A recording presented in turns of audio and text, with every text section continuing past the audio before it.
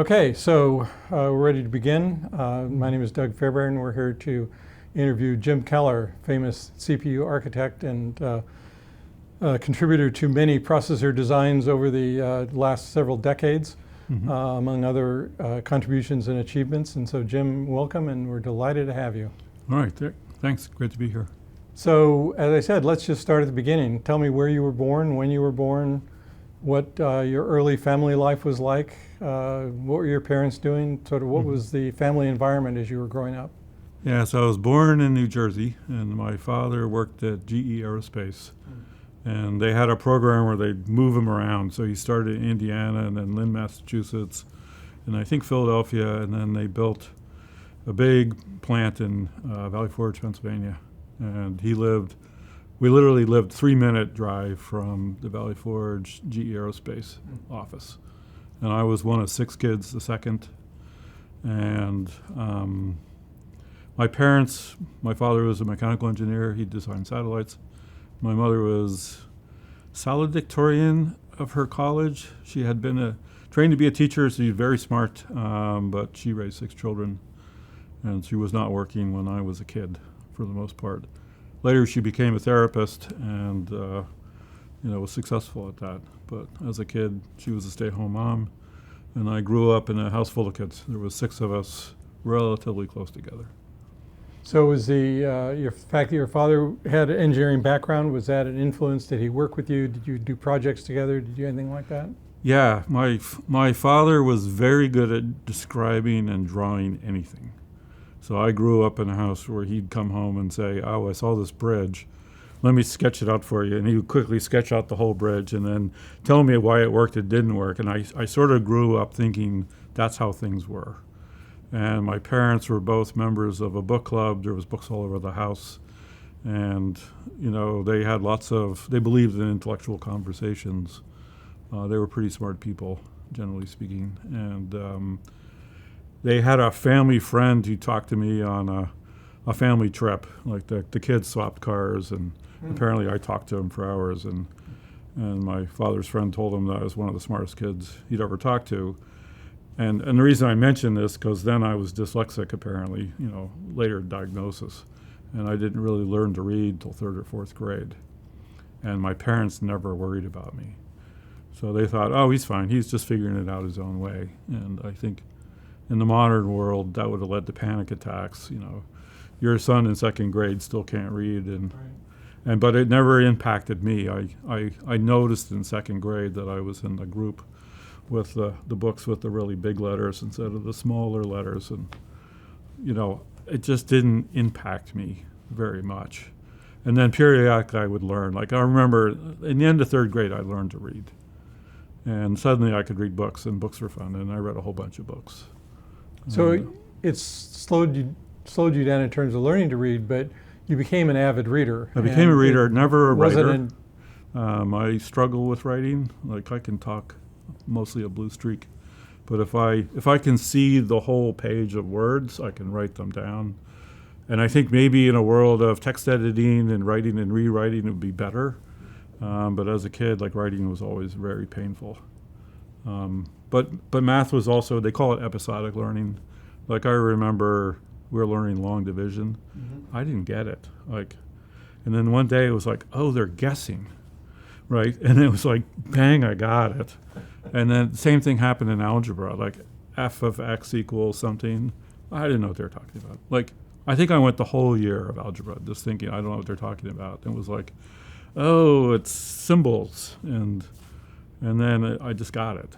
And so I'd have these moments, but I was, doing my own thing as a kid. And, like school was, time off from doing other things. And so you have 5 other siblings. Did any of them follow a technical track? My older sister was a mechanical engineer. My younger brother is a computer scientist and very, very good. And yeah, my siblings were all pretty smart. But there's a therapist, a sociologist, a philosophy professor. We did fairly different things. And, interesting family. So you were progressing through high school. Anybody in high school, particular teachers or whatever, that kind of steered you in a particular direction or got you interested in things? Yeah, I had a couple of really good teachers. So I went to a fairly large suburban high school in the Philadelphia area.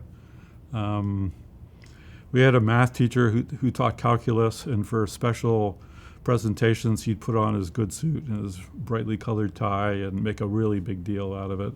So the fundamental theorem of integral calculus was an event, and there was multicolored chalk, and he was a character. And some teachers in our school were basically terrible, and we didn't do anything. And in our school, we sort of ran amok.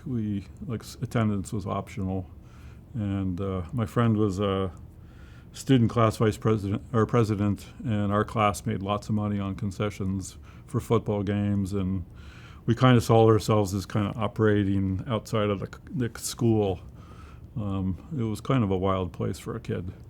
The principal subsequently was fired, and my brother said, "I went to a way different high school than you did."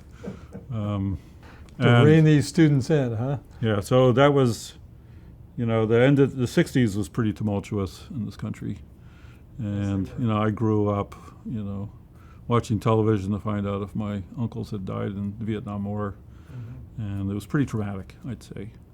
And then the 70s was kind of the aftermath is when I went to high school. And it was both good and bad. I had, like I said, some spectacular, my geometry teacher was great. Two of my chemistry teacher, Mrs. Enifurco, I still remember teaching us stoichiometry. She was fantastic teacher. And then other ones were like, they didn't care. We didn't show up. Nobody seemed to notice. And I graduated high school with B's with literally no plan except for a girl I liked up the street was going to Penn State, so I applied. Ah, that was the path to Penn State, huh? Well, yeah, there was a funny event. I got called by the student counselor, like in my senior year. Back then, like somewhere at the end of your senior year, somebody might notice whether you're going to college. And nowadays, they start prepping in nursery school. Years ahead of time. Yeah, so, and she said, "You're a really smart kid. You should go to MIT. Have you ever heard of MIT?" I think I vaguely had heard of MIT. I thought, nah, I don't want to move to Boston. And then she gave me a list of jobs sorted by salary. And at the time, the top college graduate salary was chemical engineering, then petroleum engineering, then mechanical, and then electrical. And I thought the first two seemed dumb. So I flipped a coin between mechanical and electrical engineering, but my grandfather was an electrician. And as a kid, when we'd visit him, his house was full of electric motors and washing machines and all kinds of crap. And I thought it was amazing. And so I randomly picked electrical engineering because it was high paid. I drew a line because below the halfway line was biology, physics, oceanography. If you'd asked me what I wanted to do in college, every single one of them was below the line. But I thought it'd be dumb to go to college and not have a job that could pay any money. So, and my grandfather was an electrician, and I thought that would be funny.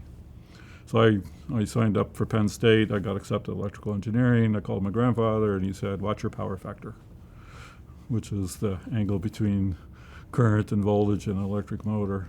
So that was pretty much the whole story about going into engineering. How you get there. Yeah. So when you went to took double E, was it microelectronics focused? Was it motors? No. What was the focus of the education? I had one Fortran course. I had one logic design course. Penn State at the time, this is 1976. They had a very good double E department. It was like 600 or 700 students-ish. Big. Yeah, big. And they started the core curriculum. Your first year was math, physics, electives. I was also a dual major in philosophy, which was a funny story. And math was great. Mechanical engineering those were the weed out courses. And I remember learning to solve accelerating, rotating reference frames, and I thought that was amazing. And I really liked college. I'd say the first year was, it took me a while to get up to speed Because, in high school, we just messed around all the time. Like, while I had good teachers, we didn't have to do any serious studying. And the first year was, I started out strong, but by the end of the year, my grades were in the pits. And my father said if I wanted to fail college, I should really think hard about that in the summer, because rather than waste money on school, I could go get a job. Right. And I thought, I'm not going to fail college. And so I did pretty well the rest of the... So how did you get into philosophy? I read a lot of books as a kid. And I was really interested in, like, ideas in general.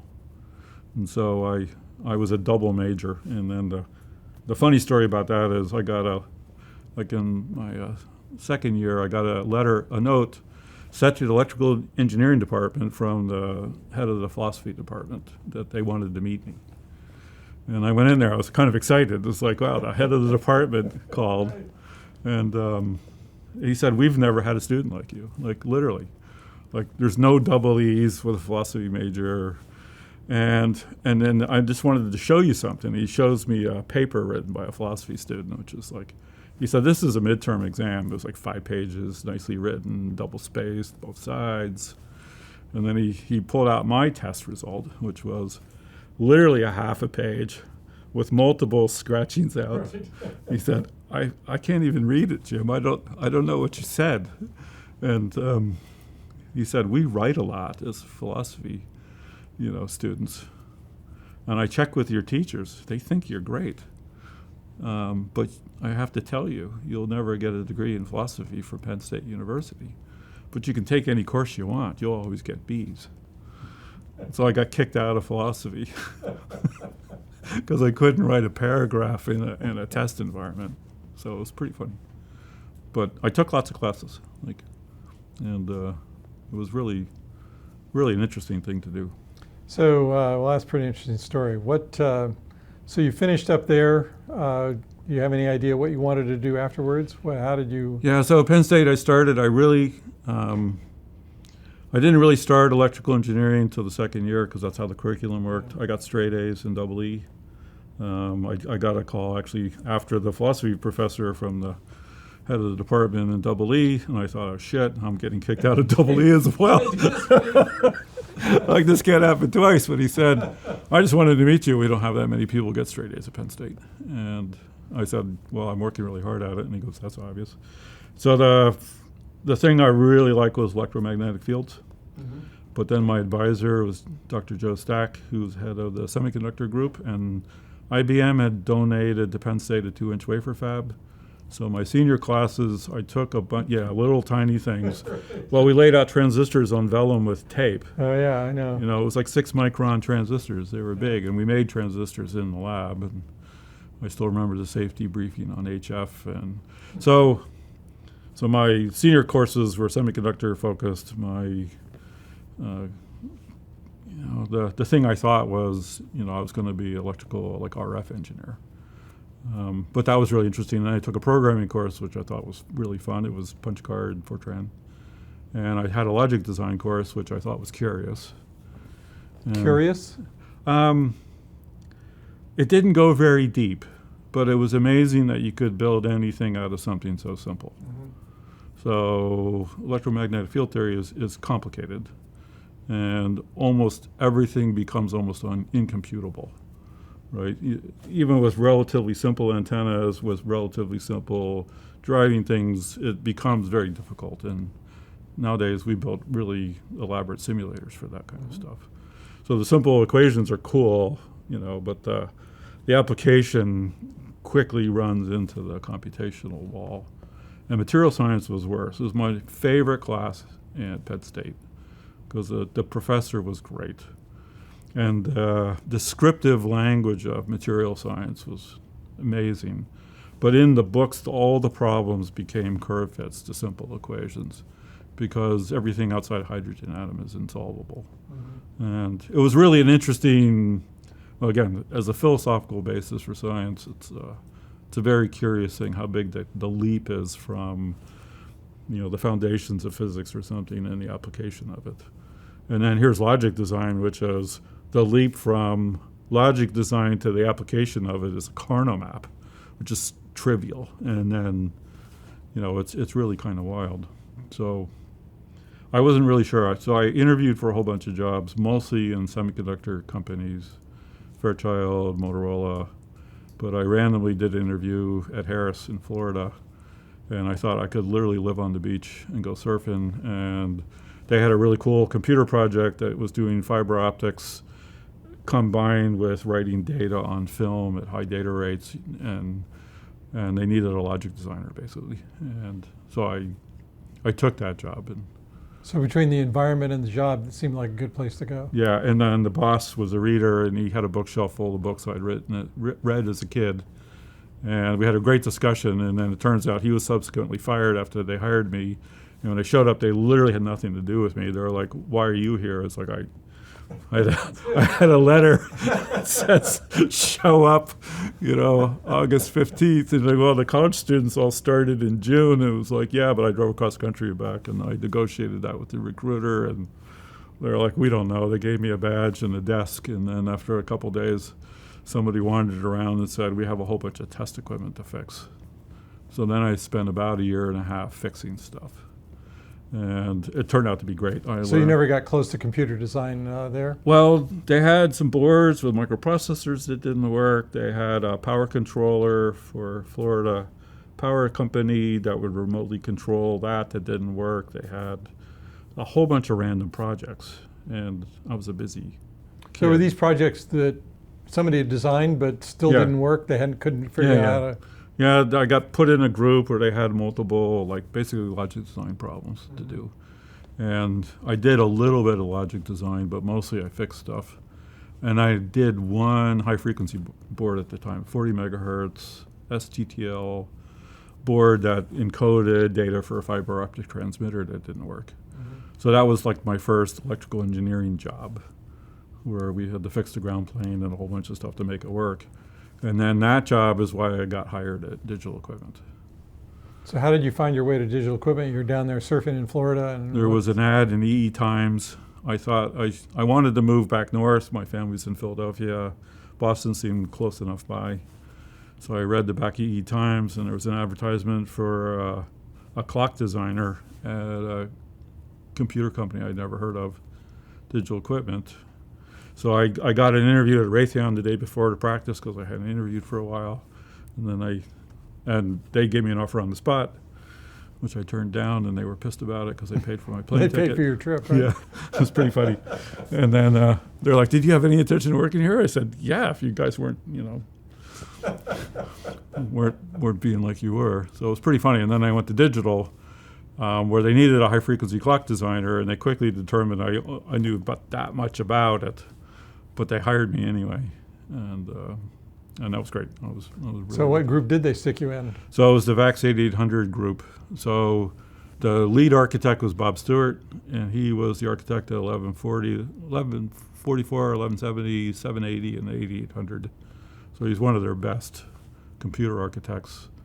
And I worked for a guy doing the cache subsystem for that computer, doing logic design.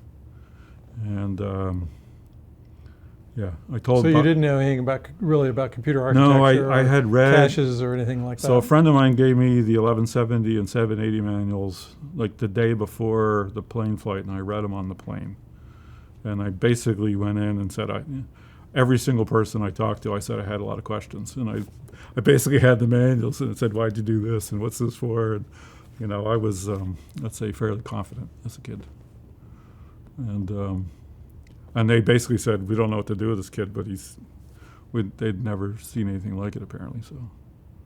So I got a job there, and it was great. I worked for that group for about 7 years. And on the 8800? The 8800, and then there's two follow-ons, which unfortunately got canceled. One for political reasons, and one because the technology didn't work out. But I did quite well doing logic design and then board design. They were ECL computers, so there was electrical design, board design, logic design. And somewhere in there, I started thinking about computer architecture and CAD tools. And I wrote a logic simulator, a timing verifier, as fairly large software projects, kind of at night, literally, because it wasn't my job. And then... Did they have anything like that? Yeah, we had bought, there was a startup in Silicon Valley called Valid they did a drawing system that had associated with a timing verifier. It worked okay, but it was difficult to use. And then Digital had a simulator group that was very thorough but very slow. And at some point along the way, so I worked for Jay Grady was the manager, but Bob Stewart was the architect, and Doug Clark was another architect. And these guys knew Digital had a fairly big research community, and they introduced me to people like Forrest Baskett and Butler Lamson, and and then we're explaining to Butler how the logic simulator worked, and he said, "That's crazy. Here's how you should do it." And he just sat there and he stood up and wrote down on the board, "Here's what you should do. If you do this, it'll be way faster." So I wrote a logic simulator that did exactly what he said and called him up and told him how much faster it was. He said, "That sounds about right. Good work." And that's Butler. And he was,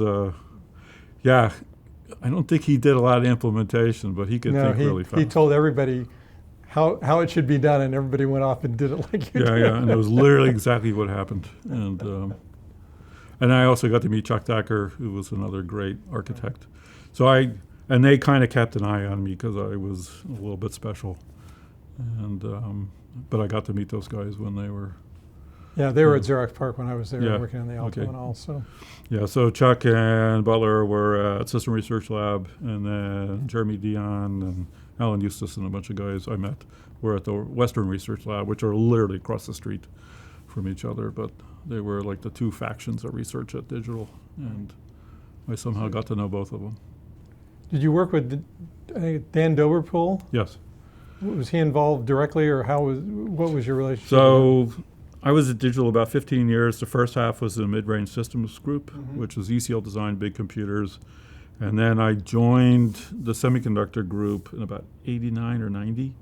So I spent 6 months at Western Research Lab, where I met Norm Jopi, and then worked with Alan Eustace and a couple of people on the BIPS computer, which was out in Silicon Valley? Yeah, in Palo Alto. And then when I went back, Pete Bannon took a job in the semiconductor group, and he said, "You should come here," and we became co-architects of EV5, which was the second alpha chip. So Dan did the first alpha chip, EV4, and we did the follow-on. And then Dan at some point moved to California and started the ARM team for Digital, which was a strong ARM team. So I knew him pretty well. We talked a lot, but I didn't work with him directly at Digital. He was one that we tried diligently to do an oral history with and never succeeded before he passed away. Yeah. So I was curious about your remembrance of him and what his... Yeah, he was kind of amazing. So, yeah, when the first alpha chip came out, it was 166 and then 200 megahertz, which was literally 3 to 4 times faster than any other clock frequency of a processor ever built before. And Dan's desk was always about this big, and it was covered with schematics about this high. And it was like, "How do you find anything?" He said, "If you don't touch it, I can find anything." And he would pull out a schematic from like 1 year ago and say, "Here's how you do this, and here you do this." And yeah. So getting back to your projects initially on the ECL 8800, right? What were what was the biggest project that you were responsible for? Or did you lead a certain area, or what was your... So on the VAX 8800, I was literally a board designer, logic designer. So I did the bus interface, and I built logic to specs that other people did. And then I started working with one of the teams that did the performance model architecture, because Pete and I became the guys who debugged the computer. Pete Bannon. So he was a microcoder, I was a log designer. When we powered the machines on the lab, lots of people were there, but we basically lived in the lab for a year and debugged everything and ran all the software. And as the software started coming up, the people who did performance modeling would want to try things and run it, and then some things worked like we thought, and some things definitely did not. Pete rewrote a lot of firmware. And then in that process, I learned a lot about how computers were actually built end to end. And the guy who was doing one of the I/O boards quit, and they needed somebody, so I just went through the whole schematic set and became the guy who debugged that. And then we delivered machines inside the company, like the first 10 machines that were installed in the operating system group. As soon as they brought up the software and they started loading them, they started to crash, and we debugged that. And so what was your learning what did you take away from those few years on the 8800 project in terms of later directions? I mean, you became pretty familiar with the whole architecture of the machine. What worked, what didn't? Did you come away with any opinions about this is the right way to do it, this is the wrong way to do it? So you need better tools. What were the takeaways from that project? Yeah. So at first it was just a whole bunch of parts. Like here's a piece, here's a piece, here's a piece. But then it started, like Bob Stewart built, he built basically a RISC pipeline in a CISC machine early. So we had a decode stage, like instruction fetch, decode, register, read, execute, data cache lookup, write back. So the VAX 8800 had a pretty clean RISC pipeline with an extra stage or two in the beginning to decode the CISC instructions, but executed them as micro ops. So, first, like he architected, I didn't know what that meant, but by the time we finished the project, I knew what pipelining was. I knew what the cost of branch mispredicts were, because back then we didn't have a branch predictor, so when it went the wrong way, you just flushed the pipe. What a cache was. So basically it was like architecture 101 for 3 years. And by the time I was done, I knew how caches worked, I knew how branches worked, instruction decoders. VAXes were kind of complicated because we had multiple levels of privileged architecture. They took interrupts. We had microcode doing some of the heavy instructions, so that all worked. And then the following was Argonaut, which was take the basic architecture and double the clock rate. From that I learned we pushed the clock rate further than the technology wanted to go. It made it really hard to build. And also that the tools to do the analysis were really terrible. So that's when I got involved in writing CAD tools. So I wrote literally, at first it was a timing verifier and then the simulator, which we then used on multiple projects. And by the end, I hadn't written a performance model, but we did this performance project where we took one of the boards of the VAX 8800, modified it to record all the micro PC addresses and some other information. And then Doug Clark wrote a paper which was, here is how a VAX computer spends its time. And I built the hardware for that. Pete wrote the microcode. Doug did the high level analysis. And that was sort of like translated all these moving parts into a computer with pipeline and features to a computer that has performance because of how it spends its time. And so when I joined the Alpha team, Pete and I wrote the performance model for EV5 from scratch by ourselves.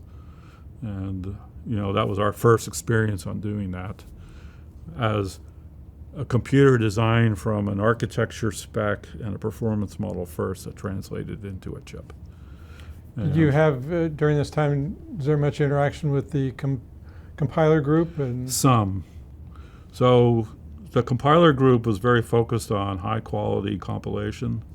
So there's an interesting journey. So during the CISC era, at conferences, people would show up and say, my computer's better because I have more instructions, right? And then the compiler era was, our compiler's better because it's reliable, it's solid, it doesn't have memory leak. Now, there was this whole thing. And then the RISC guys showed up, and they built Titan, which was a RISC machine at CERC, at System Research Lab, sort of at the end of the VAX 8800, and it was half the boards, a quarter the volume, and faster than the VAX 8800 per processor. It was also simpler. It didn't have the privileged architecture. It wasn't a multiprocessor. And there it was like, this computer is so simple, it's easier to build compilers for, and the compilers are contributing to performance. And that was a really big transitional moment because the compiler up until then weren't the guys delivering performance. They were delivering functionality, quality. And when we transitioned to Alpha, the Alpha team had an internal research group that did compiler performance work. And then the compiler group at some point created a pipeline from performance ideas into production compilers. But that took years to do it at Digital, and ultimately very successful. So your observations of the Titan and the results that came from that later influenced sort of your own direction and sort of being able to sort of see both?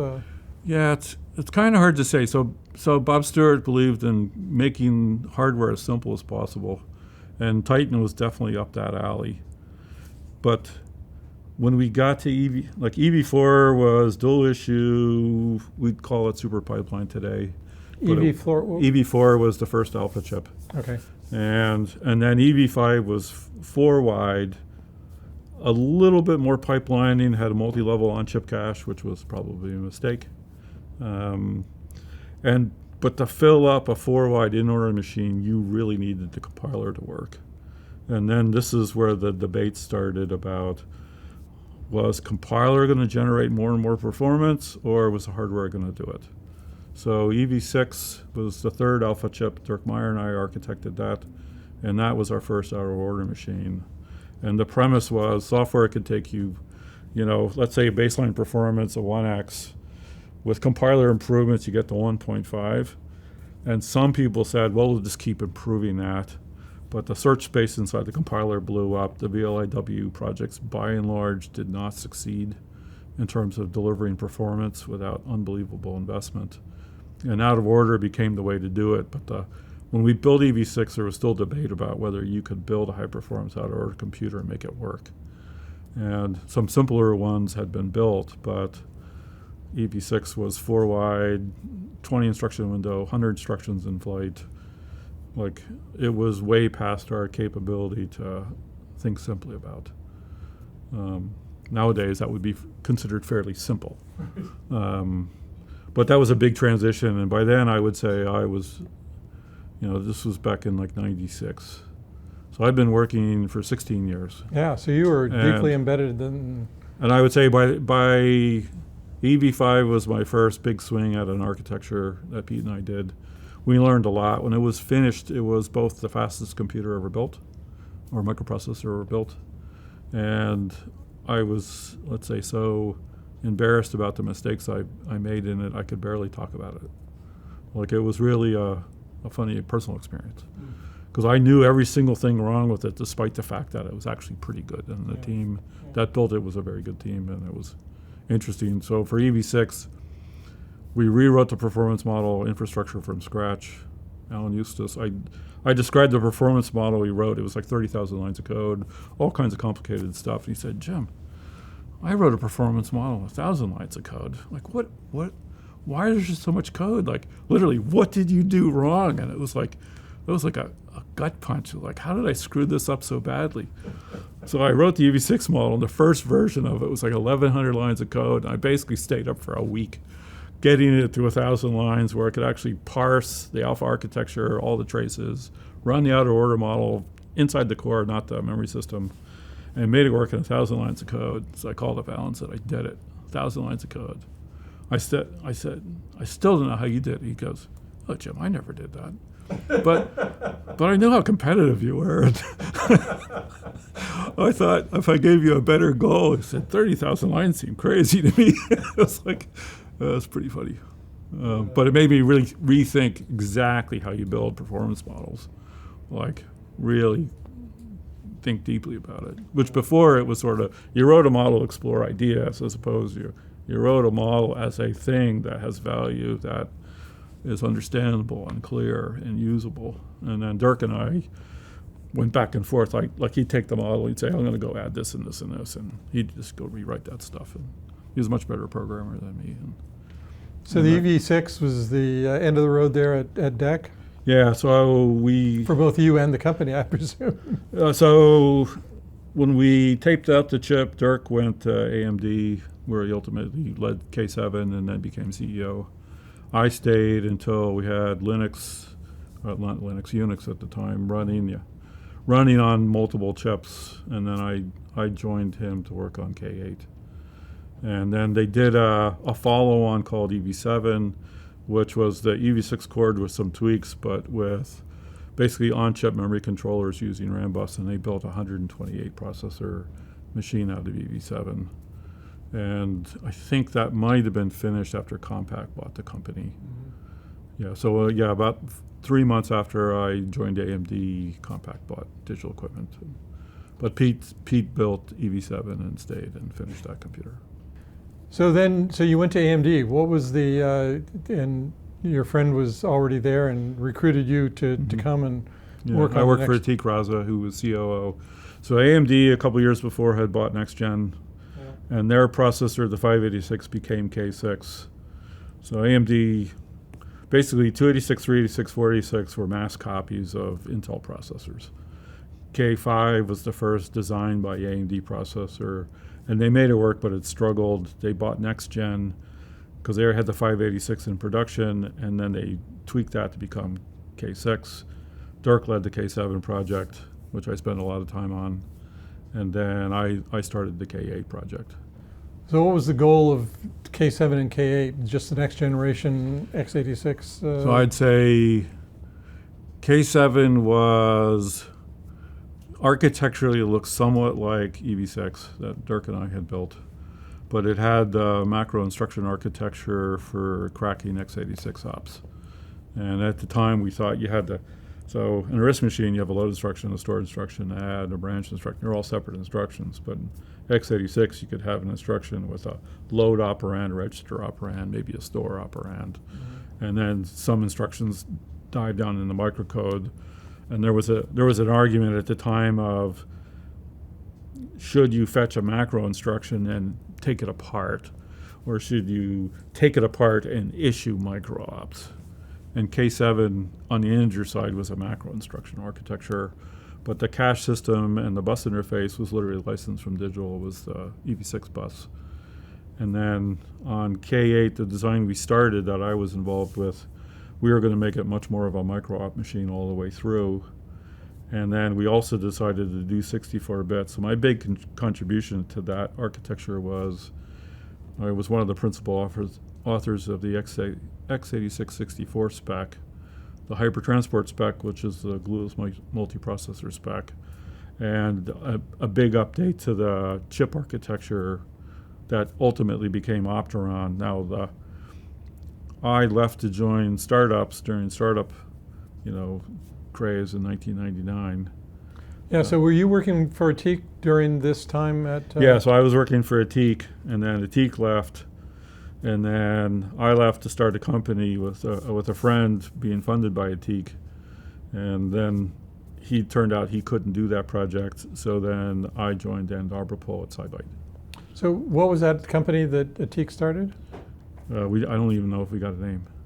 So Atik was in the mode of funding startups, and we were going to go build a network processor and build a CPU. So at AMD, I was there for 3 years, and we did do the 64-bit spec. We did hypertransport spec, and we laid the seeds for what they call multi-core chips way back then, and that mostly went pretty good.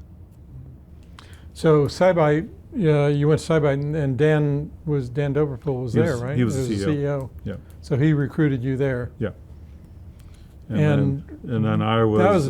That was a different kind of processor, right? Yeah. So there was a MIPS processor, and then we built a networking SoC. So it had gigabit Ethernet controllers, memory controller, processors, and some accelerator functions. And we talked to literally hundreds of network companies at the time. And that's where I met Andy Bechtelsheim and a couple other people at Cisco. And they basically laid out, like literally the napkin drawing, you build this processor, Cisco will buy it. And we built that chip. It was super fun. It was like a really small team. And that company was acquired by Broadcom. And were there other DEC alumni and so forth that staffed that? Or it was a mix of a DEC team. There was some Sun people, and then a whole bunch of random, contributors. We had people from Intel all over the place. And how big a team was that? Yeah, I think at peak 125, 130. And then I was there we were there about a year and a half at SiByte, and then between that and Broadcom, I was probably there for 4 or 5 years. So getting back to AMD, you've now worked on a very different sort of instruction set, but you said you copied some of the architectural learning from DEC. What were your takeaways after AMD? What was, you talked about all the mistakes you'd made in the previous design. There's so many. So So I We gave always it, learn from our mistakes, right? yeah. So I gave a talk at Microprocessor Forum about EV6, which was super fun, because talking before me was the Power 4 guy, one of the PA risk guys from HP, and one of the Sun guys, and the IBM guy was especially funny. He goes, "Man, I have to talk after you guys. I can't believe it. Our processor's terrible." So Power 4 was really cool architecture, but the frequency was low, and it was built on multiple chips.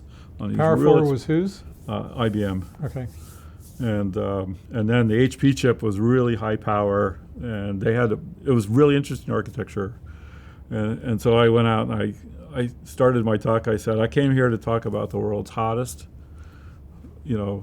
biggest and fastest chip, and I just found it's only the fastest.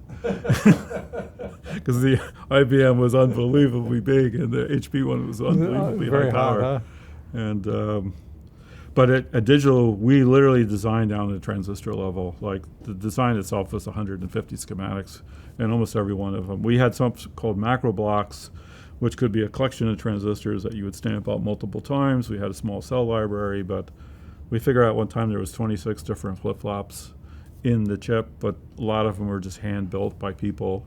So, and we used to joke that we had both things in our library, N devices and P devices. And so optimized all the way down transistor. yeah, and it turns throughout out the that's machine. completely not scalable. Right. And at AMD, they had a really good standard cell methodology where they could write RTL and then translate that to gates, but lay the gates out in a way that you didn't lose that much performance, but the gates were well characterized. And that was sort of amazing to think about.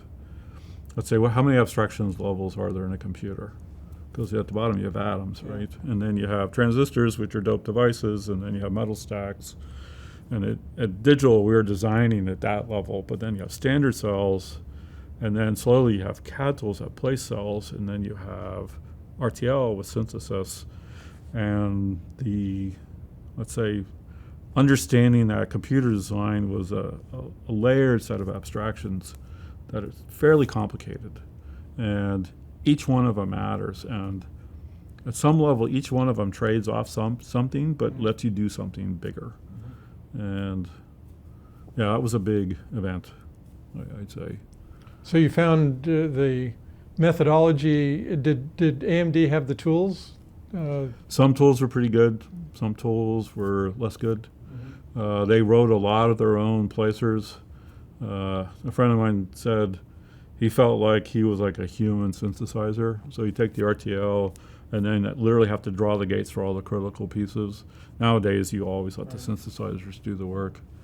Yeah, it was quite the journey on that stuff. So did your now moving ahead to SiByte? Did you was all this directly applicable? Did you have to learn new stuff to kind of go into a network-oriented processor? Yeah, at SiByte,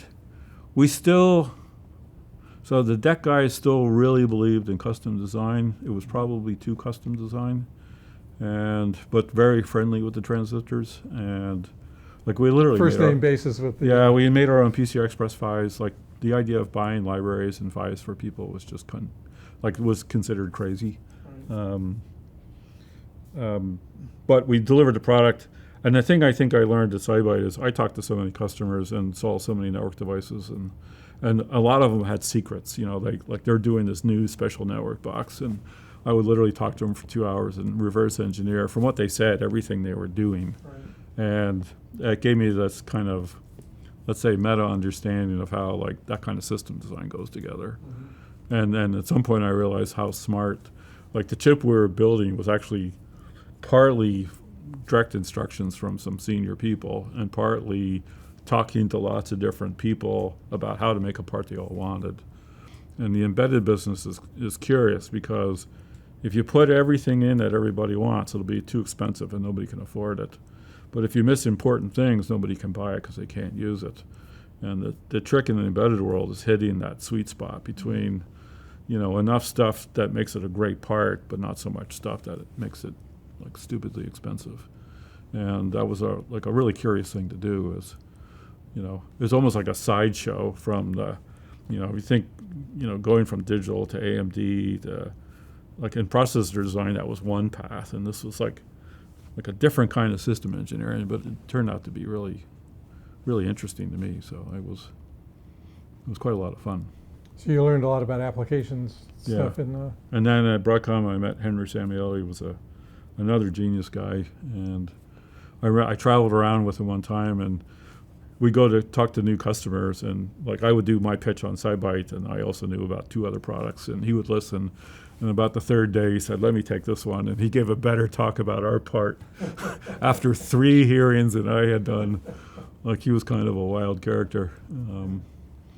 So you worked at big companies, DEC, AMD. Now SiByte's a startup, basically. Mm-hmm. Yeah, and then PA Semi was a startup. Yeah, we'll get to that in a minute. Yeah. Mm-hmm. What was that? Did it matter to you, sort of your... Well, so the VAX 8800 project and the Alpha projects were both small teams. So the companies were big, but the teams were like 100 people. And so there's a certain dynamic about how teams worked. For a while, I had a theory and I had some data, which was like, it takes 400 people 4 years to build a computer, and 300 people 3 years, and 200 people 2 years, right? And 100 people a year and a half. And I wasn't sure a team bigger than 400 people could ever finish one. Right. But then Itanium was 800 people, and they finished a computer. So I thought, oh, that's weird. But it turns out a certain group of people inside the team like literally detached themselves from the management layer and built a computer. Like, I talked to a whole bunch of people who worked on it, and they sort of finished the computer despite the fact the team was too big to actually build something. And AMD, you had a big team, right? Or was that later, the second round of AMD, you had a big team? Yeah, when I went back to AMD, the CPU team was 500 people, but they were doing multiple projects. They had, their Bulldozer core, the Jaguar core, and then a couple of teams to do shrinks, and then put the processors into the console parts. So, and then there was a fabric team. Yeah, but that's the second generation AMD, right? So let's get back to Broadcom. What was the, you got a whole brand new education in terms of different application space for these processors, right? Yeah. So Henry Nicholas believed in really owning a platform. So you're gonna make a network computer. There's a data plane part, a control plane part, there's NICs, there's all these different pieces that go together. And one by one, they don't add up. They're not real products, but the whole system is a product. Mm-hmm. And then the trick was, how do you build that actually makes multiple people happy? And then, it was really interesting how much detail there was. And then networking at the time was split between the Ethernet world and the SONET world. One was cheap transport, one was guaranteed bandwidth allocation and guaranteed latency. And then those features over time kind of fused together. Mm-hmm. And networks were also built on abstraction layers, the famous 7-layer network stack.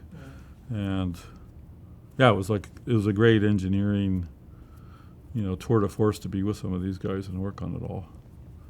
And then there was this kind of curious thing about the physics. So when I started, 20 megahertz, 100 megahertz was a really high frequency. And I still remember seeing the first 10 gigahertz scope. And I was like, what the hell happened? Like, how did we go from 100 megahertz was hard to 10 gigahertz is possible even? And now we have 112 gig SerDes. And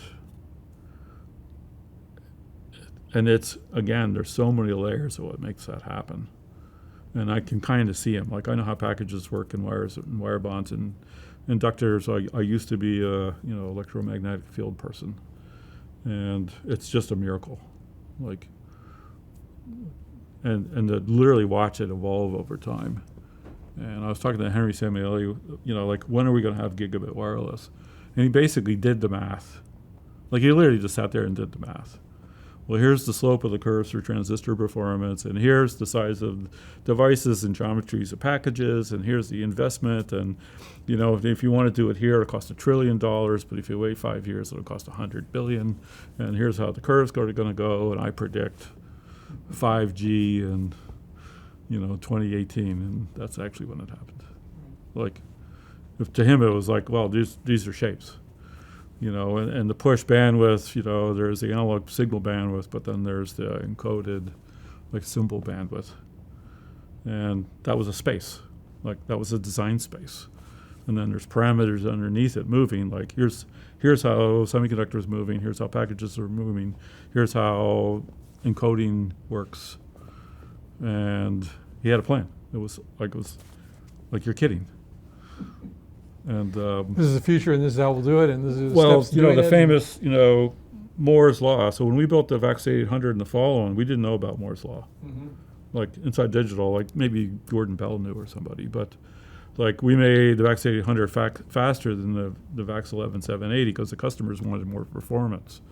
But there wasn't like, here's the curve predicted by Moore's law, and if you're above the curve, you're going to make money, and if you're below the curve, you're going to lose money. Like that wasn't the thing in the 80s. And then the It was for the resist war. semiconductor people, but not for the system people. Yes.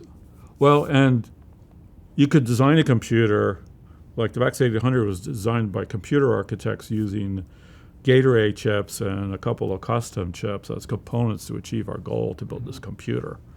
Whereas in the Alpha team, it was like they built transistors and like literally needed to do something with them. And the mission of transistors by then was to make the transistor smaller, faster, put more on a chip. And then, Dan's, genius observation was if you build the pipeline, the circuit technology, the clock networks properly, you can make the transistors run essentially full speed.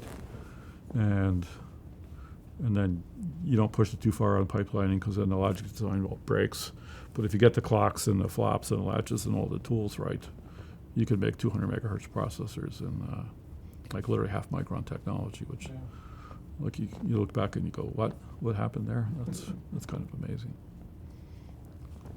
So on to PA Semi. That was a pretty big transition going from...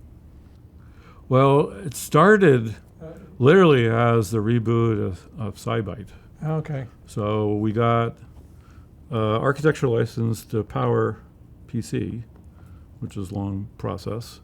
And then... Who were the other founder? I mean, were you a founder? Was it, there was the original 3 founders from SiByte who were the senior founders, and then 5 more of us. Does that include Dan? Yeah, Okay. Dan Dalrymple, Amarjeet Gill, Leo Joseph were founders, and then Puneet Kumar, Mark Hader, myself, Shribal, and Santanam were kind of founders, but I think we weren't really senior founders, or Right. like the docs were definitely, I understand, let's say, right. let's say hierarchical. And so they the started original with idea it- was, let's go do a similar part but upgrade everything. So 1 gig went to 10 gig, processor performance went up. It was an out of order PowerPC core, and it was a much more aggressive design in the architecture so that we could stream, to make the performance work, you had to stream data in from the 10 gig ports, go into an on-chip cache or memory, process it without it having to go to memory, and then be able to do interesting things and send it back out. So it was architecturally much more aggressive part. And then at some point, it was also architected in the way that you had a processor area, you had a slice that had memory controllers, PCI Express, and network stuff. That was pretty generic, and then you had the network acceleration stuff. And we built the part so you could tape it out 2 ways. One as a network processor for the Cisco business and all those guys, but you could also build it as a standalone part, which could have been a personal computer part for Apple. And we talked to Apple quite a bit about. So I thought that a major goal of PA Semi was lower power. Was that, did I make that up, or were you just Dan was in the low power because he did the strong arm project. And then all the network guys, they had lots of boxes with limited airflow. For 25 watts, you could put a part on the board and just blow air over it. Mm-hmm. For 50 watts, you had to put a heat sink, put it in the right spot. For power above that, like, things got exciting pretty fast. And then there was some low power circuit designs and tricks. And the team was pretty good at clock gating and low power but very accurate clock distribution, which I think was better than industry standards. By today's standards, it wasn't really a low power design, but for the time, it was actually pretty good. So the goal was performance, but with minimizing the power along the way. Yeah, in the network processor world, it was sort of performance, but hitting certain power points so you could deploy it properly, Right. like as a system engineering problem. Right. The PC world is much more fine-tuning power performance by then. So desktop parts are 95 watts because it's easy to put a fan on them. You know, like desktop is go fast as possible. As soon as you go into mobile, now you're trading off hotspots on the package and battery life. And at the time, the mobile parts were starting to get plausible. They were still 25, 35 watts. So did PA Semi actually end up selling parts, or what? The company was acquired by Apple. Before it actually offered We product? taped out a part that worked, Okay. but it was purchased. And you left Semi before, or you went to Yes. Apple first, and then? Yep. We finished the part, taped it out, and then I joined Apple. And then Apple. So then there was a funny situation where Samsung was partnering with Apple to build a 1 gigahertz ARM processor. Mm-hmm. And a guy I'd work with, so Samsung partnered with Digital Equipment, and they built what's called the EV56 and 68 parts, which were shrinks of the Apple chips on the Samsung foundry.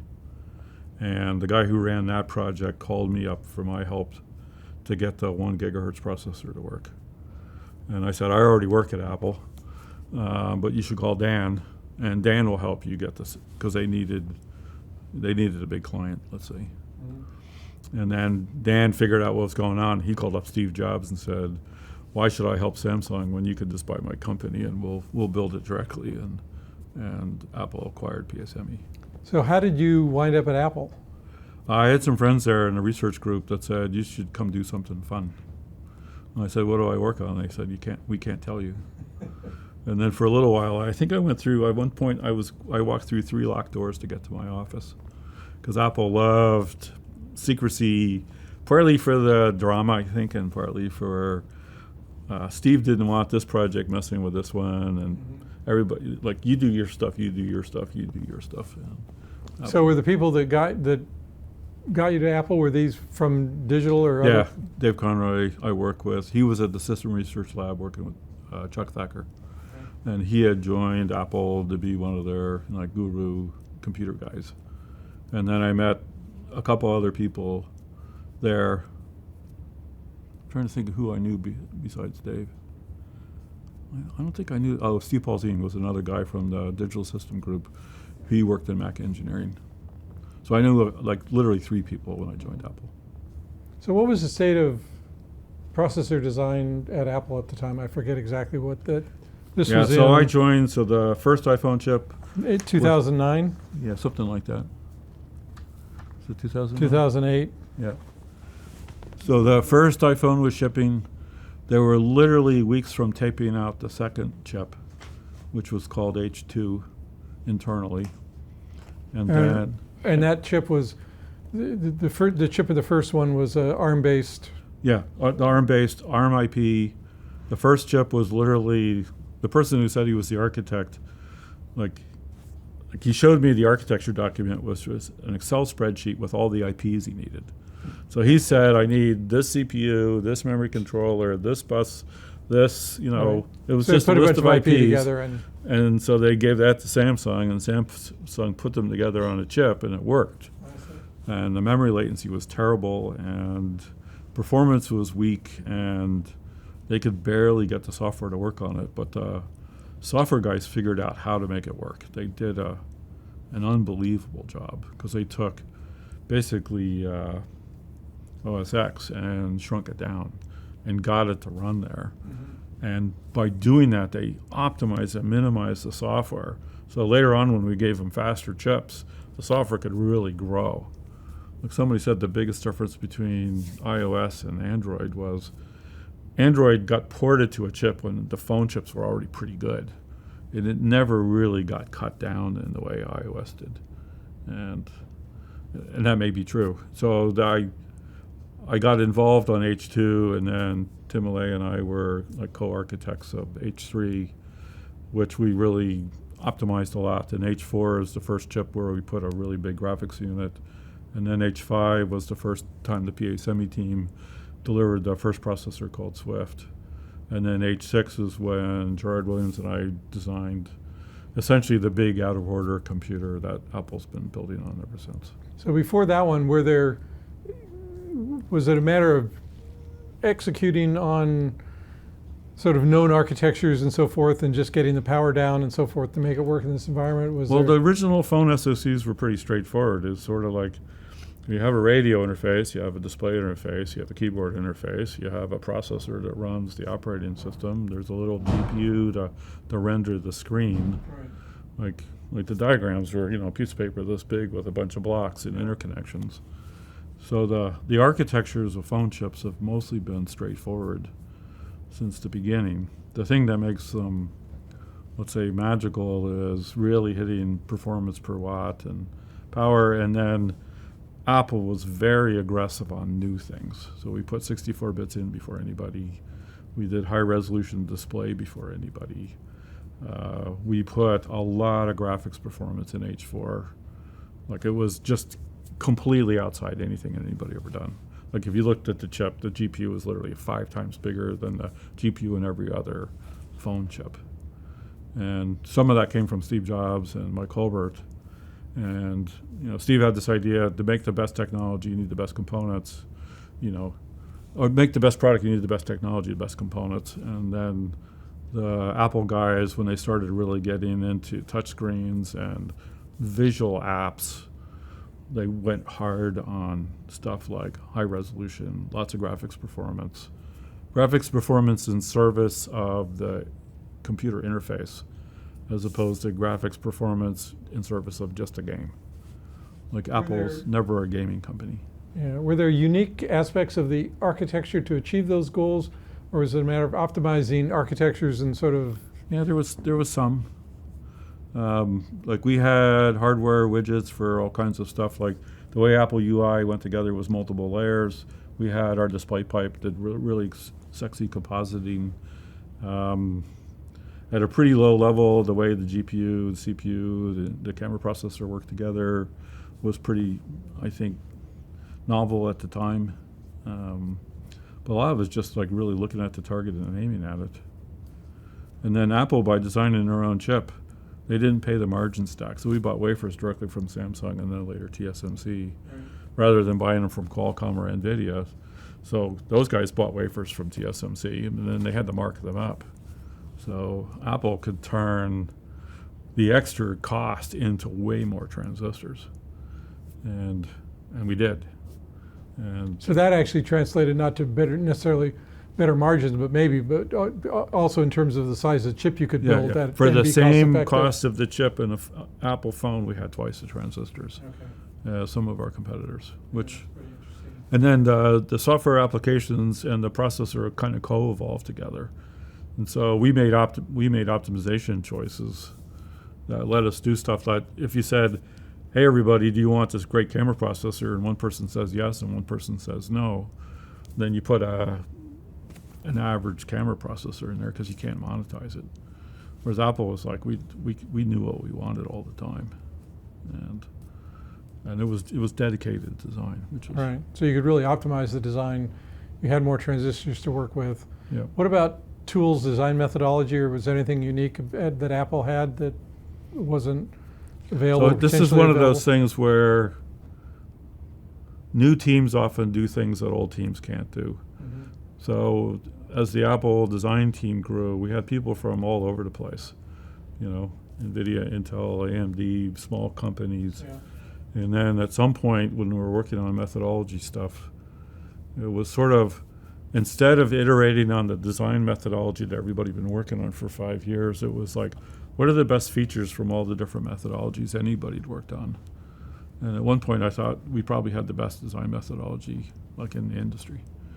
And that's because it had people from all different places with different ideas. And it was like, let's say, hybrid vigor, which was pretty good. Was Steve Jobs a constant presence in your activity, or was he? No, he's a looming presence. Looming. It was, I only talked to him a couple times. Like, everybody knew what Steve wanted, like, the next day. It was amazing. My boss talked to him all the time. Who was your boss? Mike Colbert. And he was sort of the unofficial CTO of Apple. Like, we thought of him as that way. But Yeah. And then we also worked for Bob. So he was the technical guy, and Bob Mansfield was the senior vice president of Mac engineering, then later phone engineering, and then chip engineering. And he was a great senior vice president, like the best I've ever worked with. So, and it was really interesting to watch those guys translate what Steve wanted, and they talked to him a lot, and to get what he wanted. And it was pretty much a vision-driven company with, let's say, lots of direction, but not like Steve's not a micromanager. Not a how to do it or whatever, but just... Yeah, he's not a how to do it. He's here's what I want, and what can you do?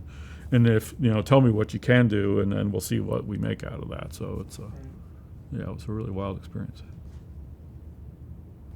So you left. Why did you leave? Steve Jobs passed away. And then Mike also passed away. He was, it was sort of like I knew it was going to be a way different place. Mm-hmm. And I partly went there to learn stuff. Like Apple's an amazing company, and I remember after being there, after about a year, I thought, I still don't really know how to get anything done. Because it wasn't the same bottoms-up engineering culture that I was used to from digital equipment. And then when I was at AMD and then the startups with Dan, they were all the same culture companies. Mm-hmm. And Apple was much more of a, I want to do that, and we're going to do everything to do it, as opposed to, we're great engineers who know how to build computers. We'll tell you what you get. Right? And we'll tell you what you get. Yeah, and I wanted to work a place that created stuff out of nothing by intention. And it was a wild place to work, and it was great. Right. But I thought I learned a lot, and I kind of wanted to try it out. So I went to AMD, which was a failing company. So who brought you back to AMD? Rory Reed.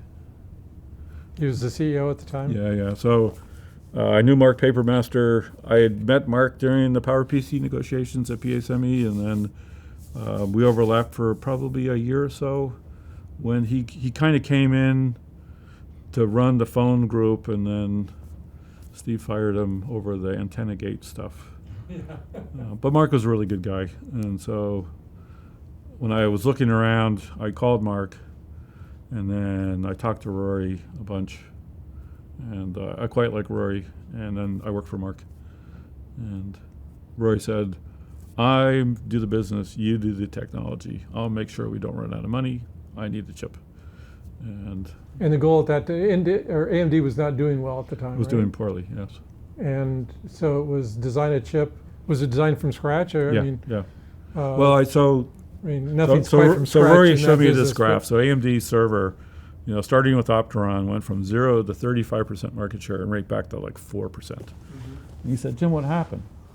I said, well, the product sucks, and so nobody's buying it. And he goes, it looks like nobody even cares. And it turns out Bulldozer wasn't a good architecture, and then it was still being built. Bulldozer was the architecture for Opteron? Yeah, well, no, Bulldozer came later. So the K6 guys came up with this great cell-based methodology, which we built K7 and then K8 on, which was Opteron. And then they wanted to take a step further to raise frequency and do the next level. And they basically brought back in a lot of custom design and, let's say, some questionable architectural features. And those two things, they didn't achieve their frequency goals, and then the architecture features were not great.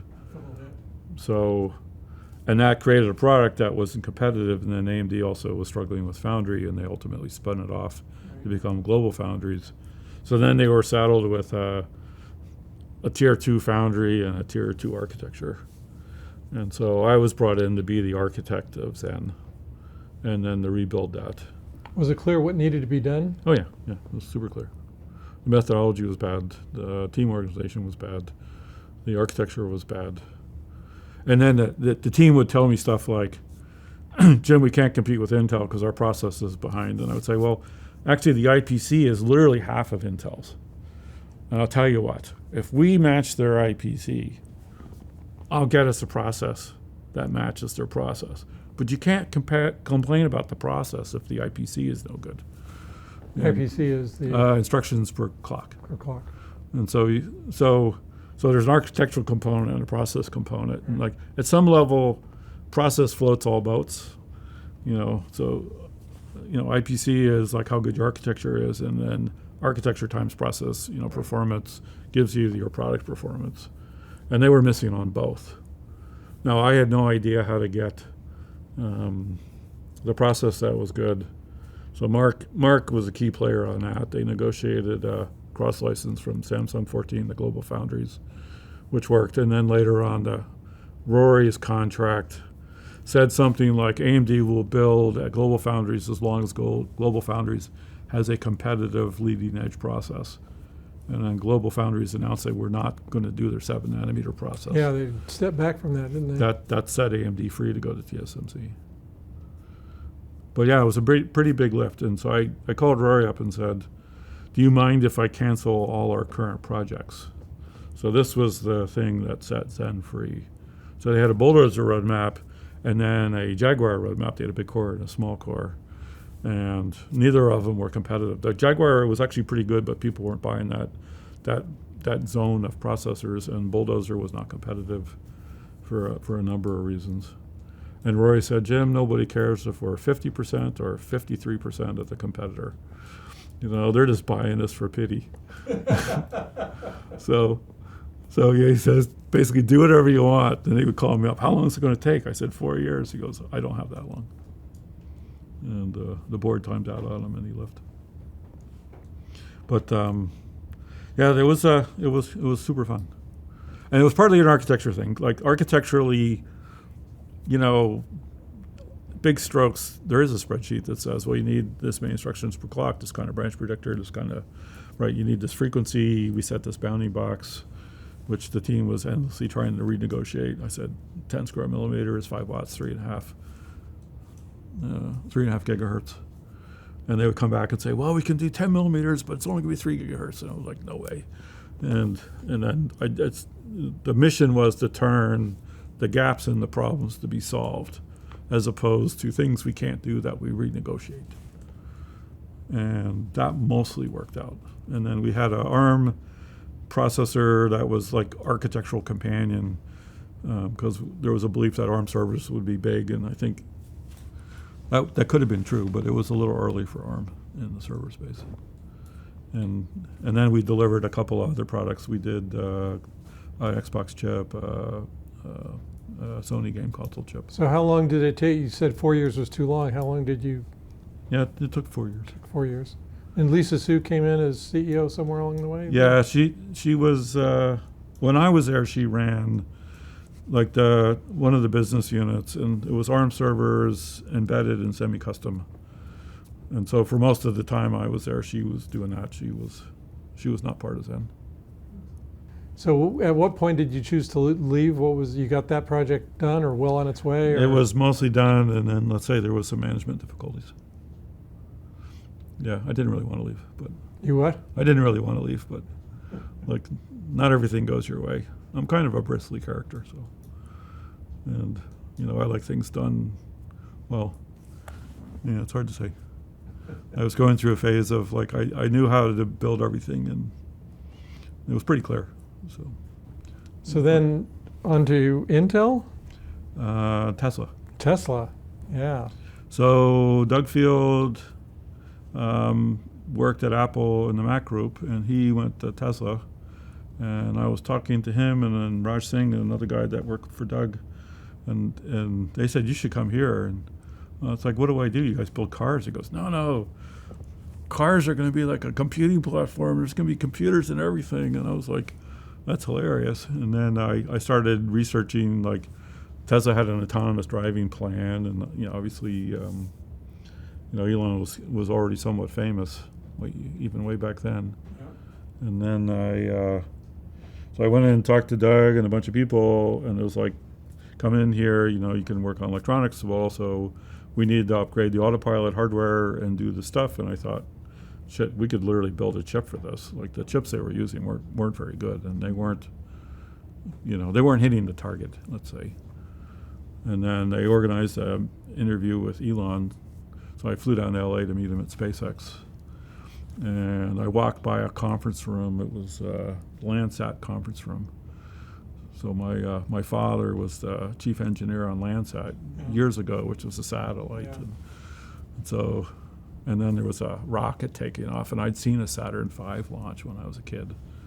And so Elon and I reminisced about the Saturn V rocket and Landsat, and then we had a pretty good chat, and I told him I could build a computer chip and drive a car in 18 months. And he basically said, okay. In how long? 18 months. 18 months. And we did. It was like a world record. Is that for, you were using TSMC? The chip was at Samsung. So I took the job. I didn't tell anybody. There was still some dust settling from leaving AMD. And then my friend Pete Bannon called me up like the day before Christmas or after Christmas and said, hey, I heard you're going to Tesla. And he said, how'd you find that out? And I said, your wife put it in the Christmas letter that you sent all your friends. So I said, I start like in, January 5th or something. And he said, well, I want to talk to you about it. I said, great. Do you want to come over then? He says, how about tonight? And he came over. We talked for like 2 hours, and he was still at Apple, and he was frustrated with their AI direction. And so I joined, and like 3 days later, Pete interviewed with Elon. And then Elon said, Pete's great. And then I hired Keith Wittick, who was a lawyer, because we're going to build a chip in 18 months. I need to execute 35. We ultimately did 35 IP contracts, supply agreement, all kinds of stuff. And I called my friends at Samsung I'd worked with at Apple and said, I'm going to build this chip. I need the tape out in 1 year. And they're like, that's very hard. So it ultimately was 14 months to tape out, 4 months in the fab, 2 months to bring up the software, and we drove a car. And Pete had this unbelievably cool idea about the AI engine. So at the time, one of the popular frameworks was called Cafe, and it spit out a list of, op data, and then people were taking that and building a compiler to write a vectorizing compiler on it. And Pete said, what if we just execute the op and the data as written? And we made a chip that basically executed the Cafe instructions as instructions.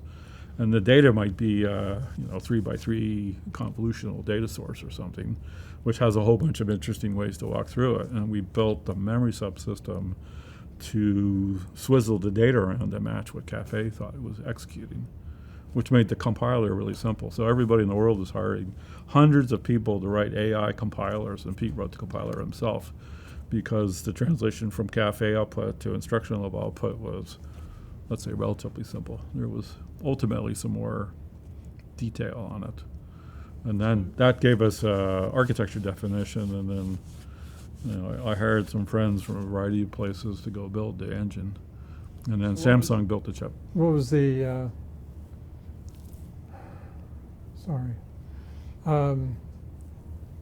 what was the key to getting it done in 14 months, getting the IP contracts done and just every step of the way? Every step of the way. It was like parallel execution. Like by then I'd gotten really good at, I tell people I'm a 100% person. So you had there's a AI engine, a compiler that goes with it, there's IP contracts.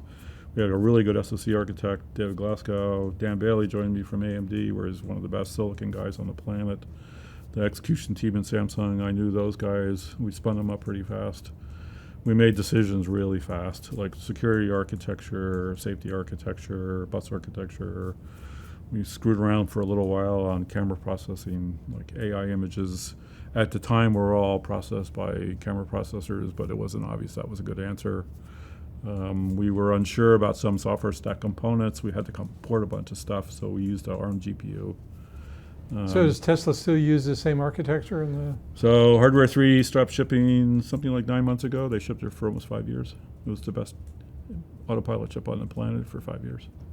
And then now they're shipping Hardware 4, which is an upgrade. There's architectural similarities. Like we started that project when I was at Tesla, but I'm not privy to the details of how it came out. So did you have a lot of interaction with Elon along the way, or none at all? Or Yeah, he was there 2 days a week, and we talked to him all the time. And then I had Autopilot hardware, and at some point Doug asked me to run low voltage electronics, and then on and off the Autopilot software people reported to me depending on who'd been hired or let go recently. So that was, let's say, dramatic. And then did Elon want to insert his own ideas about how things ought to be done or understand the architecture? Yep. So at some level, he wasn't a chip guy. He'd written software. He's really good at physics and mechanical engineering and visualizing things.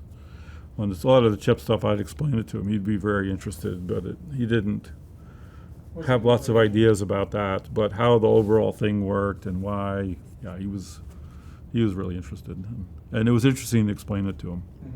I learned, so a lot of places, you start with, here's the problem statement, and here's the data, and you kind of walk people through your journey. Elon's a solution-first guy. We're going to do this.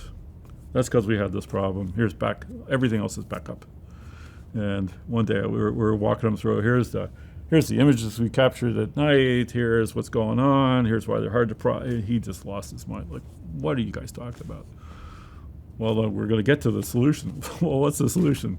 It's on page 18. Well, start on page 18. Like, what's wrong with you? It's like, here's the old picture, here's the new one. He goes, that's great. The new one's way better. Why is it better? Let's just go through the presentation backwards.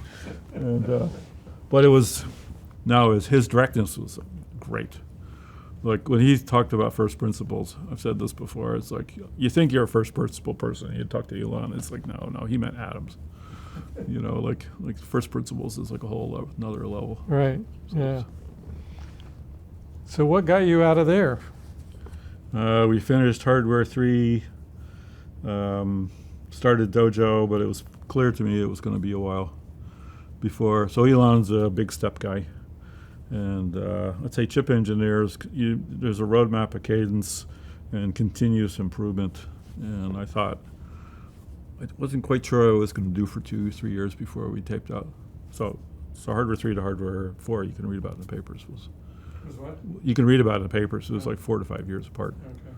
Look, as far as I was concerned, we're going to tape out Hardware 4 a year after Hardware 3 and make steady improvements. But like Elon's more of a take a big step, use the shit out of it, take a big step, and there's something to be said for that. But I thought, I want some new excitement, and then I got offered SVP at Intel to run their silicon engineering group, and I thought that would be wild because Intel had the best fab, the best CPU technology, they had cross-point memory, they had a whole bunch of stuff, and I thought we'd go do the next generation of high-end servers, and none of that happened, but it was a really fun job. So, what made it fun? Well, when I left AMD, the team was 2,500 people. Tesla was 400 or 500 people. I joined AMD, my team was 10,000. And joined Intel. Yeah, I joined. Intel was 10,000, and the scope of it was epic. Client parts and server parts and networking parts, and then I slowly figured out that a lot of Intel technology was great, but a lot of it was stuck on old CAD tools and old design flows. And Intel really got in a rut with their design tools. Didn't they? So it was like, well, how do we re-engineer an organization this big to be oriented properly? And they had done some stuff like, they used to make integrated client parts. So the CPU team, the memory controller team, PCI Express team, they all worked for the same guy. They all worked together and they made one part. And then Murty, who was EVP, said, we need to have IP teams and SoC team and CPU teams, and he broke them up, but the way it never really got refactored. Like the IP team wasn't really IP. The IP was just a design group that delivered stuff to the SoC who tested it. And so they had all these things like half transitioned. And the challenge was like, how do you re-engineer that? And fix the CAD tools. Like I got a call from Artegias, he said, the Israeli team is using our new CAD tools. How do you do that? I said, a lot of fighting. And but it was fun. Like those guys were great. They built literally the best design flow on the planet and used it for 25 years. And it was very difficult to say the world's moved on and change is going to come, and like how's that happen? And some people were like, hey, we're ready for it, and some people obviously it was people were very emotional. Like engineers spend their lives building stuff. Intel still had a big internal CAD group, right? Yeah, 1,200 people. And a lot of them were just building wrappers around tools. And so we introduced this thing we called the bare metal flow, which is like how do you build low-level interfaces for all the CAD tools. And like, how do we change how we think about CAD tools? And some of that worked out pretty good. Tenstorrent. Yeah, so Tenstorrent's an AI company. So how did you burn out at Intel with 10,000 people, or No. what was the? No, it's like at a high level, I thought the company and the engineering team needed, let's say, a much bigger reset than the CEO did. Mm-hmm. And I quite like Bob Swan. We were colleagues, but like his vision and what needed to be done and my vision were pretty far apart. I wasn't burnt out. But you couldn't get done what you wanted to get done. It was very difficult, and I learned you need to be in alignment with the CEO runs the company, mm-hmm. and you can't be like going to a meeting and say we need to do this, and they're like the CEO said the opposite, and he had his reasons. Like he was financially managing the company, and I was looking at a whole bunch of key engineering technologies mm-hmm. that needed a pretty big overhaul. That was more than you could do, say, just on the way. Like at AMD with like Rory and I, it was like, we need to overhaul this from scratch. And he said, great, go do it. Because what's happening is not working. So like that worked pretty good. And until it wasn't working. So I thought I wanted to go work on a startup. I thought of starting a company. I had been the angel investor at Tenstorrent. I liked the AI technology at Tesla. I got to see every Tesla was your first introduction to really be inside AI technology? Yeah, and even there, I wasn't the architect of the AI engine. Pete was. I architected the plan to build an Autopilot chip, and I'd say very good at working across functional boundaries to make things come together. And I thought I could help Tenstorrent launch the product and also build the next generation, and then also. Tenstorrent AI technology is built on RISC-V processors, and then we use multiple RISC-V processors to enable that, from very small ones to medium ones to big ones. So we raised the investment to build a high-end CPU team to build a high-end, like basically 10-pole RISC-V processor. So basically what? A 10-pole. So RISC-V started in Berkeley. Yep. Amazing quality. The Boom Core and the Rocket Core are open source RISC-V processors. Then SiFive, Andes, Ventana built, I would say, more product-oriented mid-range processors, but nobody built a 8-wide, out-of-order, high-end RISC-V processor. And the CPU world, the people want to go from very low to high. The genius of ARM's IP plan is, like a lot of CPU companies, every time they build a better one, they drop the old one. And ARM is like, they got M class, R class, A class, server class. Mm-hmm. And so RISC-V needed to extend that line. So I thought it would be really interesting to build A5 based on RISC-V, computers at the bottom, but also build the coprocessor and RISC-V to put that together.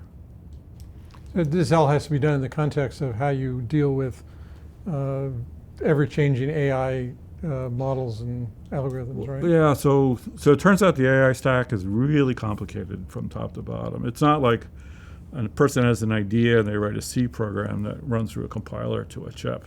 There's about 4 or 5 levels of translation. Like PyTorch programs run very slowly, like 100 kilohertz. So like it takes you a while to get your brain wrapped around that.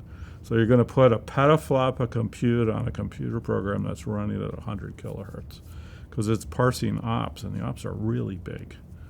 And then there's translation from the PyTorch level, what the programmer thinks he's doing, down through the software stack. And then you need to build that in a way it's flexible and resilient to the new ideas they have at the high level, but translates into high-performance computing at the low level. And that's the, let's say, intellectual AI challenge that Tenstorrent's working on. So did Tenstorrent start to build a processor, to build, what was to build an AI engine. To build an AI engine for what application? For general purpose AI for computing. Like the data basic center engine level, is data center level, or yeah. The basic engine is a tensor processor. There's like generically 3 kinds of computers: scalar, vector, and tensor. So AI is tensor operations on tensors, which are multi-dimensional arrays of data. And the core of it is a tensor processor fed by RISC-V processors that interpret let's say, one layer of the software stack and feed the operations to that processor and then move data between processors. So our mission is to make really general purpose computing that's accessible from top to bottom. So every layer has a way for a human to be involved, or the software can take care of it. So how has the mission, direction, whatever, evolved over the time you've been there? First as CTO and now as CEO. Yeah, the original, so startups go through phases. Like, I realize it seems obvious. There's the research and development phase. Here's the big idea. Well, there's the crackpot phase, which is I have this big idea, they have to raise money. But then you go do research and development to build something that's worth doing. And then you transition to engineering, like make every piece of that really good. And then you transition to product. I have a product that somebody could buy. And then you work towards being customer focused, and then ultimately big semiconductor companies are production focused, let's say. So I joined, I guess, to help transition from research development phase, which the founding team was good at, to, let's say, engineering excellence phase, like end to end. And this year we're starting to ship product to be a product company and kind of move through that journey of each step properly. But who the customer is has evolved over time, right? It's interesting. The software, generally speaking, at the AI application level has gotten a little simpler. The original Inception and ResNet were pretty complicated graphs of computing. The modern, like Falcon, Llama, Mistral, are simpler transformer models. They're still sophisticated in the ops they do. They've mostly grown larger, way bigger training sets, bigger training times. People want to be able to expand quickly from a single chip to many chips, depending on the application. I'd say it's still changing at a high level, especially compared to the traditional compute server client world. But it's changing in directions that are, let's say, understandable. And You've described the company as a design company. yes, yeah, we design AI processor, AI software, and CPU. And I want to be really good at all aspects of that, top to bottom. We design chips, we design systems. Like, we are kind of an end-to-end company. Like, one or two of the startups have turned into, like, we're going to put our AI behind the cloud, or like semiconductors are hard. But no, we're a design company. Like, we are friendly with software design, chip design, architecture design, system design. And like, I want to be really good at all of it. Do you have a sales force? Yeah. Who are they calling on? Oh, it's all over the place. So the mistake all the AI startups, they say, we're going to build this chip and we're going to go sell to, AWS, right? That has to run everything on day one. It turns out there's literally thousands of people who buy AI. They put it in equipment, they put it in small data centers, they put it in research labs. People want to buy AI and put it in their own chips. Like, the diversity of customers is really high. Now, the Wall Street guys focus on the 100 billion of high-end computing for data centers. Right. But there's literally billions of dollars of business all over the place. And usually, new entrants, you can bang on the door of the cathedral of the incumbent, or you can go find new customers that are doing new different things. And the big guys can't focus on the little guys. Like, NVIDIA's not looking for another $1 million customer. Right. But I sure am. So. The $1 million customer can't afford $1 million system, so you've got to have tiered systems, right? Yeah, you have to have different price points, and also, our sales guys would, you get $1 million customers, it's 10 million sales, it's real. Like, I'd be thrilled about that. So, and I've done this before, like, and you also can't pick and choose the winners. Like, when we designed parts for SiByte, we had 100 design wins at one point. And some of them became quite big for Broadcom. And it wasn't obvious which ones were which. So, look, I think there's going to be another generation of AI going all over the place. And, I want to be one of the companies that has AI that works, software that... We open source our software stack, and it turned out that's a great recruiting tool. Because a whole bunch of people, they want to write software and publish it, and they review our code before we hire them. It's really kind of a wild experience. And because we're not the incumbent, we're not proprietary, we're open. We have access to all kinds of people that incumbents don't have access to. Could Apple be a customer at some point? Yeah, maybe, but they have 5,000 people working on chips and they're experts, and I'm sure they're doing their own thing. Other processor vendors? It's possible. Yeah, I've been through multiple transitions like this. When we built Opteron and K8, nobody wanted it. Everybody knew servers have backplanes, right? We built a computer that didn't have a backplane. 20 years it's been the dominant server architecture. So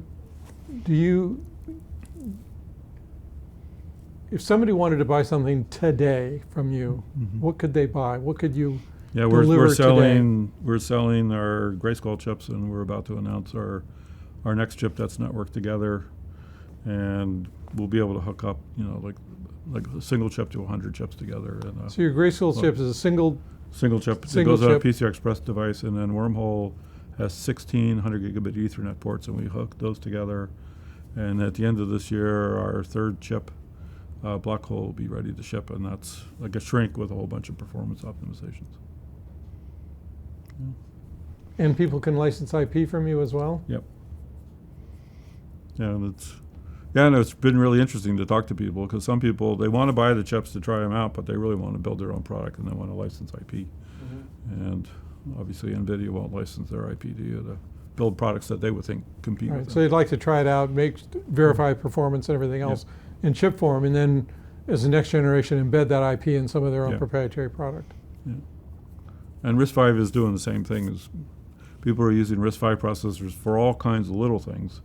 But we're going to tape a chip out at the end of the year that has our big RISC-V processor, so people can try that out and then either use that chip in their product or license the IP to put in their product. Could that RISC processor be used for something other than an AI function, or is it? Yeah, of course. Yeah. The RISC-V so stuff specialized or optim.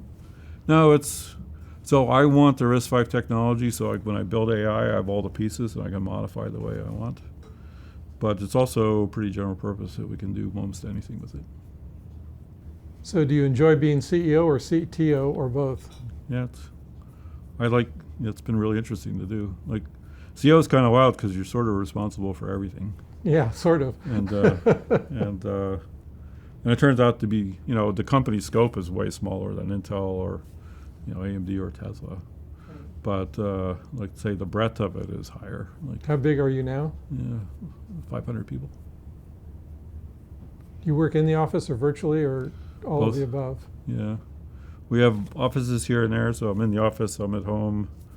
A lot of times the calls start early in the morning, so I start doing calls from the kitchen table at 7 o'clock, and then... Do you care whether people are in the office? A little bit. I'm really impressed with how much work people get done with their, being wherever they are. For some people, the flexibility is life-changing. People have lots of needs, family, taking care of their parents. They live far away. There's all kinds of reasons for doing it. I think it's really healthy for everybody to get together in the office periodically. They like it. Like every once in a while the office is full and everybody talks like nonstop. Like I think something like 2 or 3 days a week is really good for human beings. But the flexibility, like, they drop their daughter off or they pick their mother up or they have a doctor appointment and it's just sort of scheduled in and nobody cares. That seems also very healthy.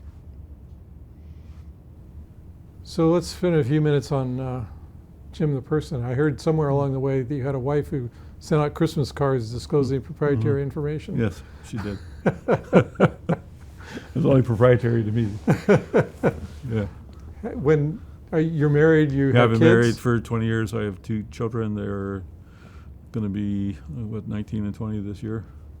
So they're off to college? One's in college for 2 years, and one starts at Cal Poly in the fall. Doing what? The 2 of them? Whatever the hell they want to. So, but yeah, they seem to be both smart and alert, and yeah, we'll see what happens. Where'd you meet your wife in your busy career? She was a friend's sister. So I was at a 40th year birthday party, and I met Bonnie, and somehow we hit it off. So 20 years in, huh? yeah, 21 maybe this Right, year. yeah, somewhere in there. Yeah, that's been great. What do you do when you aren't hiring, raising money, inserting yourself in meetings?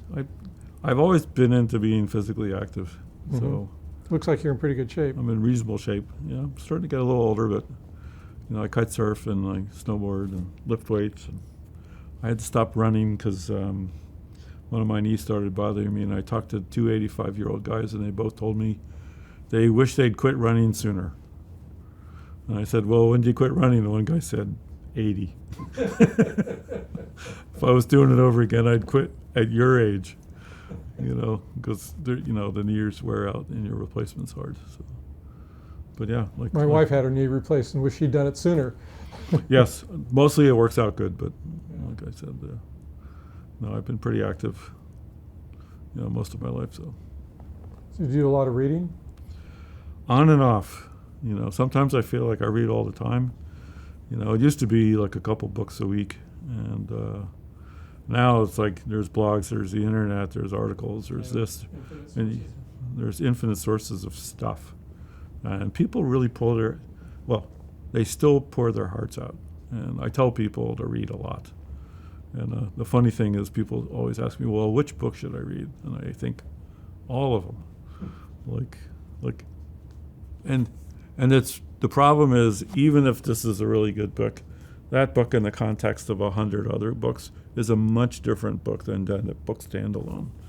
And as a young person, maybe you don't read that much, but I've literally met people in the last month that I thought, Christ, if they read 10 books, their lives would be completely different. Like, there's literally problem solved. And it's not just the way the book is. I recommend books that I don't agree with all the time, but the thinking and the alternative, like, there's so many things to know and to think about. And so yeah, I still read quite a bit. Being that you're still relatively new in the CEO role, you've had the opportunity to observe lots of CEOs in the past. Is there anyone you work with now, or that's a good mentor for you? Anybody you rely on for advice or? Well, I've worked with really different people, and it's really good to work with different people and then learn what you can. But then you have to go do it your way and go figure it out. Like, when I went to AMD, I thought, well, I'm going to try this and this and this and this. I actually hired a consultant, because I was going to scale from a very small team to a very large team. And some of the experiments worked great. And some of the management books, I asked a few friends at AMD, how many management books had you read? And the average number was 0. And I'd read 20. I'd read literally 19 more books than one person said 1. And I was like, wow, I literally know more about management from books. And it's not that, books are perfect, but, the top 20 management books in the world, you just go to Amazon, you start Googling for management books, and you read the reviews, and some of them are amazing. And some of those books are written by people with 40 years of experience. They're passionate about it, and they poured their heart out into it. And you can literally read it, and then you try it, and it's amazing how often it just works, even if you don't even know why. But you learn from that. So yeah, I don't know if I have a favorite. I really like the way a whole bunch of different people worked. Like, working with Doug Fields is great. I like the way he managed people and how he cared about them, and he thought really carefully about it. But Bob Mansfield was crazy smart, and he always knew when something was wrong. He always knew when somebody was making something up. How did he do it? And he had a very clear style, which was very different from them. Right. I really like working with Elon. I learned so much from that guy. It's amazing. But my management style is way, way different. I'm a person enabler, gap filler, and Elon's a force of nature. And so I don't know what to learn from that, except that I learned a lot. I changed a lot. And